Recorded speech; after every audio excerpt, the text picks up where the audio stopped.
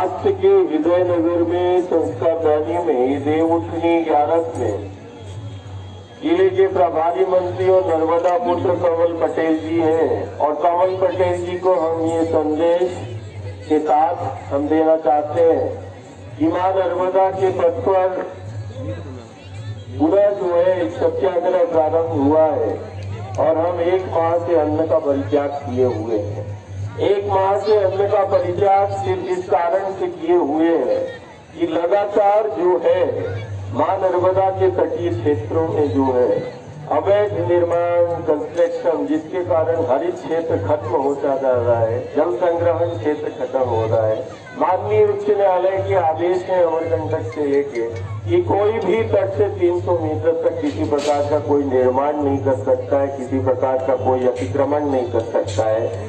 अब सत्याग्रह से जिला प्रशासन मौके पर पूंजीपति दबंग और माफियों को देखती है और मां के आंचल को नोचते हुए देखती है, लेकिन प्रशासनिक कोई अधिकारी जो है उस पर कार्रवाई नहीं करता है। ये यहाँ जबलपुर से जो है विगत 1 माह से जबलपुर से अमरकंटक तक नर्मदा भक्त जो है वो गांव गांव में जन जागरण कर रहे हैं।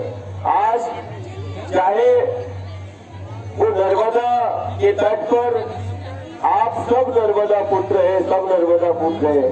हमारी मांग है इस देव में और हमने अन्न का परित्याग किया है। एक बार पुनः जो है इससे पहले हमने 18 माह का अन्न का परित्याग किया था और प्रदेश के यशस्वी लाडले मुख्यमंत्री ने नर्मदा पुत्र ने जो है नर्मदा सेवा यात्रा की थी।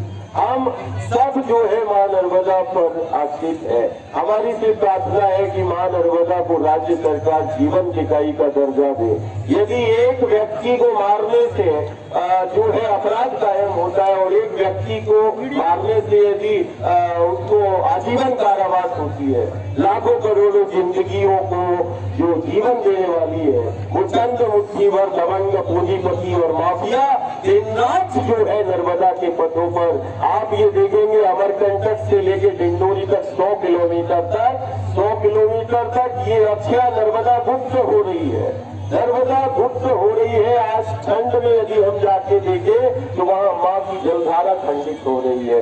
ये बांध के कारण जो है हमें ये माँ के तट पर ये जल जो है बारिश का दिखाई देता है, लेकिन अंधाधुंध है। और नर्मदा पुत्र कमल जी है और वो हरदा से भी है, खंडवा से भी है।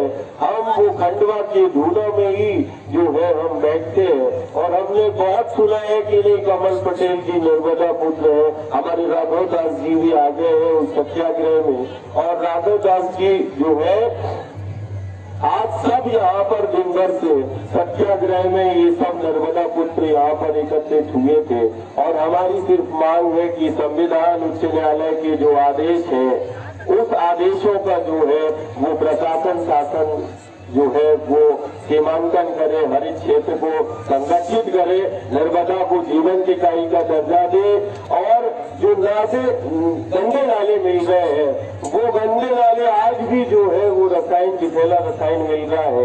एक तरफ हम भक्ति कर रहे हैं, दूसरी तरफ दिन रात नाले मिल रहे हैं, तो उन नालों को बंद करने की प्रभावी योजना बनाई जाए और ये हम प्रदेश के मुख्यमंत्री नर्मदा पुत्र शिवराज जी ये जो है हम कमल जी को ही हम यहाँ देवउठनी 11 में और परिवार नर्मदा पुत्र है वो भी नर्मदा भक्त है और ये देवउठनी 11 में हम ये नर्मदा के पथ पर पूज्य संतों के सानिध्य में भैया जी सरकार ये अन्न का जो 1 माह से हमने परित्याग किया है ये अन्न ग्रहण हम उसी समय करेंगे जिस समय पर वो मां नर्मदा को जीवन इकाई का दर्जा राज्य सरकार दिलाएगी। ये अन्न ग्रहण तभी होगा जब वो दबंग पूंजीपति और माफियों को राज्य सरकार इस नर्मदा के पथ से भगाएगी। ठीक वैसे ही जैसे यमुना के जल में विष बोलने वाले उस विषधर का ठाकुर जी ने मर्दन किया था, वैसे ही राज्य सरकार जो है उन विषधरों का मर्दन करे जो माँ के तट को, हर क्षेत्र को, आंचल को धर्म सेवा के नाम पर जो है वो लूट रहे हैं। हमारी सिर्फ प्रार्थना है, हमारा कोई विरोध किसी से नहीं है, मां नर्मदा जीवन है सबका है। और ये यदि आज राज्य सरकार में बैठे हैं वो इसमें किसी प्रकार का कोई संदेह नहीं है कि नर्मदा का संरक्षण और संवर्धन यदि अभी नहीं हुआ तो फिर कभी नहीं होगा। इसीलिए वो दबंग पूंजीपति और माफिया चंद मुट्ठी भर लोगों के लिए हम लाखों करोड़ों की जिंदगी को जो है वो हम दांव पर नहीं लगा सकते हैं। और निश्चित रूप से जो है वो नर्मदा भक्त और ये सत्याग्रह जो प्रारंभ हुआ है कमल जी, ये सत्याग्रह या फिर आंचल को सुरक्षित करेगा या भैया जी सरकार के चोला को उस अम्बा में मिलाने का काम करेंगे। इसीलिए कारण एक बार हो गया फिर दूसरा बार हो गया।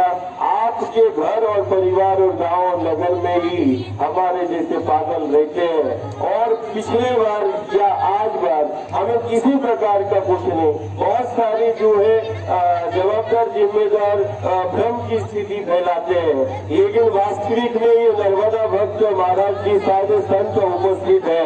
हमने सिर्फ 14 वर्षों में सिर्फ नर्मदा का संरक्षण और शुद्धिकरण, नर्मदा हमारा जीवन है, नर्मदा हमारा धर्म है, नर्मदा हमारी माँ, हमारी पूजा, माँ हमारी साधना, माँ हमारा जीवन और माँ हमारा धर्म है। इसीलिए तत्काल जो है राज्य सरकार इन नर्मदा के तटवर्ती क्षेत्रों में जो है जो लगातार अतिक्रमण अवैध निर्माण हो रहे हैं, आप अमरकंटक जाके देखेंगे, आप हॉलीडे होम्स, होटल, कॉलोनियां जो है हजारों करोड़ रियल एस्टेट भू माफियों ने एक एक इंच जो जमीन जो है ये तट की जो है वो ले चुके हैं। वो कहीं ना कहीं किसी का संरक्षण है कि अमरकंटक में जो है होटल्स कैसे बन रही है, नर्मदा के पथों पर ये कॉलोनियां कौन बना रहा है, इनको कौन संरक्षण दे रहा है। उच्च न्यायालय और संविधान और धर्म के विरुद्ध ये चंद मुट्ठी भर लोग यदि ये कॉलोनियां और होटल्स बना रहे हैं और कहीं माँ के नर्मदा के तट पर यदि अतिक्रमण कर रहे हैं तो मुझे लगता है कि उनको सजा मिलनी चाहिए। यहाँ से भगाने का काम आप करें, जो निर्माण चल रहे हैं उस पर प्रतिबंध हो और यहाँ माँ नर्मदा को जीवन सिंचाई का दर्जा मिले। कारण हमने सुना है कि खंडवा हरदा में कमल जी जो है उन्होंने पहले ही, मुझे लगता है कि होशंगाबाद हरदा और होशंगाबाद हमारा स्थान है, नर्मदा को जीवन सिंचाई का दर्जा यदि किसी जनप्रतिनिधि ने अपने मुख से कहा है तो इसमें हमें कोई संदेह नहीं है। कारण हम होशंगाबाद में भी रहते हैं। कमल पटेल जी जो आज यहाँ खड़े हैं, नर्मदा भक्त, नर्मदा पुत्र, उन्होंने अपने मुख से जो है नर्मदा को जीवन सिंचाई का दर्जा और मां नर्मदा के आंचल को छेड़ने वालों के खिलाफ में स्पष्ट कहा है। हम सब नर्मदा भक्त जो है वो हम ऐसे नर्मदा पुत्र का स्वागत करते हैं। और आज देवउठनी 11 में जो अखंड सत्याग्रह का संकल्प लेके संत पूज्य संतों के सानिध्य में हमने आहार और फलाहार और अन्न का त्याग किया है, हम निश्चित रूप से हम ये चाहते हैं कि ये मांगों को पूरा करें और मां नर्मदा और सबके जीवन को संरक्षित करें। नर्मदा मैया की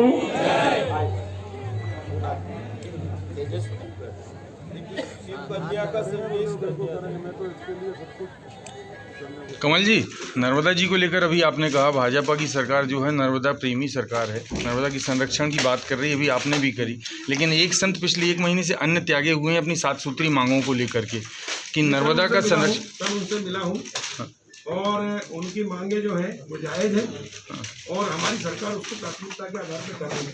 और हमने निर्देश भी आज बैठक के अंदर दे दिए हैं कि जितने भी गंदे नाले मिल रहे हैं नर्मदा जी में उनको नगर निगम नहीं, एचएफएल को लेकर के 300 मीटर के दायरे वाला 1 साल हो गया हाई कोर्ट के आदेश को आए हुए, अभी तक इम्प्लीमेंटेशन नहीं हो पाए उसके। कराएंगे ना, हम तो पहली बैठक में आए ना, हम आपको विश्वास दिला रहे हैं कि न तो अब अवैध खनन होगा, न कोई अवैधानिक काम होगा, जो होगा उसके खिलाफ कार्रवाई होगी।